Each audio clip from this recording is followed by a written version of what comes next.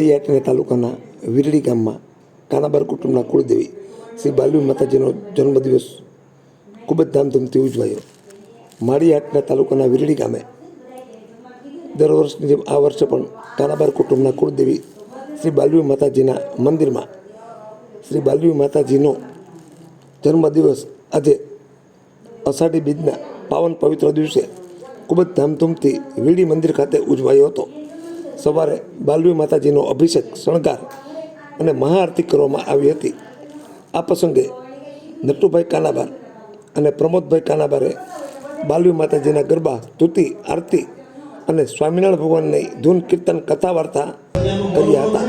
આ પ્રસંગે ગામે ગામથી મોટી સંખ્યામાં કાનાબાર પરિવારે હાજરી આપી દર્શન અને મહાપ્રસાદનો લાભ લીધો હતો.